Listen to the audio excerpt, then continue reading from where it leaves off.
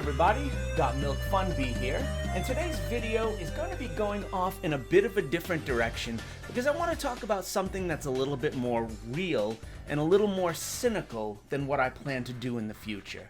Now don't get me wrong, your boy loves nostalgia, and pretty much all of the media that I consume is from 2005 or earlier. I mean, hell, just look at everything that's posted up behind me in this room.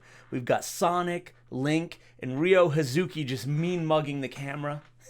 My taste in media and design might be debatable, but one thing that is not is my love for all things old. But I plan to talk a lot about nostalgia on this channel, and if we're gonna do that, I feel like we should address the 1,000-pound heavily marketed elephant in the room. You see, every company is trying to package up your memories and sell them back to you with diminished returns. In fact, companies have been doing this for decades, likely as long as marketers have existed.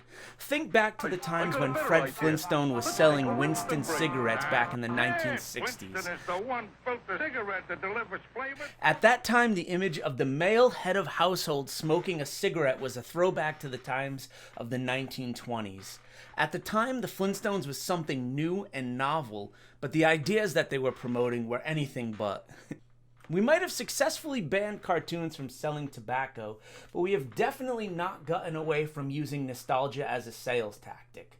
By its definition, nostalgia is a wistful longing for the feelings of the past. Nostalgia triggers that little feeling in the back of your brain that says, everything is comfy and cozy. And that's why it's so easy for companies to turn that around on us. Now, I don't necessarily have an issue with companies using the properties we love to sell their products. I don't love it, but I also know that it's not going away. Sometimes it can be pretty cool to see, say, Gizmo from the Gremlins doing a Super Bowl ad for Mountain Dew. This tactic works on me, as well as I'm sure it works for a lot of other people. What actually inspired me to record this video in the first place is the fact that I came across some Pepsi cans that I had been collecting for the past few years. Now, these Pepsi cans included images of musicians that had been in Pepsi advertisements in the past. Britney Spears, Ray Charles, and even Michael Jackson, the King of Pop. When these cans came out, I had made it my mission to find each one of them and purchase Pepsi on a level that I would not have done otherwise. In my head, these cans were collectible and going to be something I would cherish for years. In reality, they ended up being exchanged for 5 cents at the local recycling plant. In recent years, nostalgia and Pepsi have gone hand in hand pretty much exclusively. Not long ago, Pepsi revised both Crystal Pepsi and Pepsi Blue. Now, I personally loved Pepsi Blue when I was younger, but let's face the facts. People voted with their wallets and those products sold like rotten eggs. Still, they were heavily pushed in the marketplace, and Pepsi used nostalgia for the 80s and the 90s to sell them. CocaCola, on the other hand, did things right by their recent revamp of Surge. They made it available, but they didn't push it down anyone's throat. Now, it's one thing to utilize nostalgia in advertising. If that was my only take on the issue, I wouldn't be making this video today. No. What I take issue with is when companies get too greedy. What I mean by that is some companies take brands and characters that people from all walks of life appreciate, but they gatekeep them with insanely high price tags. Disney is notorious for doing this.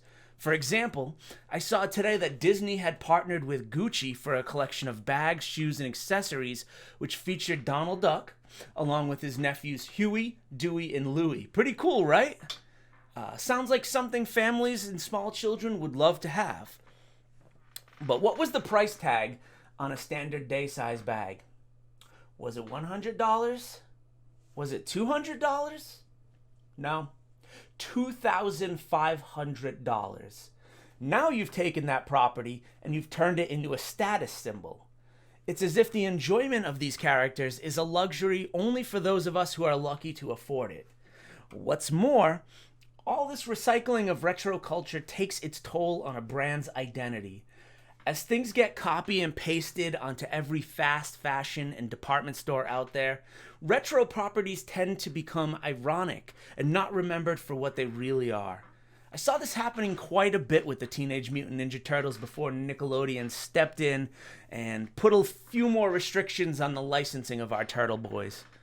Products were being made with super edgy slogans and being used in a way that I don't think anyone who had appreciated the brand on a serious level was into. Like anything else, it's best to take nostalgia in moderation. If you indulge too much in your desire to live in the past, it can prevent you from moving forward in some ways. Think about how many reboots or reimaginings Hollywood has put forth in the past decade or so. How many new amazing scripts are we missing out just because producers know nostalgia will sell better? Personally, I've had nostalgia ruin the experience of something new on more than one occasion. That's right, old Milky here hated Super Mario 64 for the longest time. I hated it. And it was simply because it was in 3D and not exactly like Super Mario World. In fact, I didn't even get a Nintendo 64 until it had been out for years because I was stuck in the past.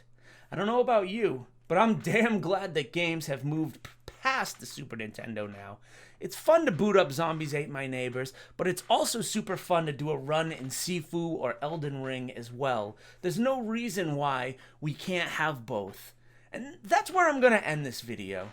Thank you so much for joining me on this ride. And if you'd like to see more from me, please click that subscribe button to let YouTube know. Now, if you'll excuse me, I'm going to go clear Star Road in Super Mario World for the 80th time. You guys have a good one, and remember, be excellent to each other.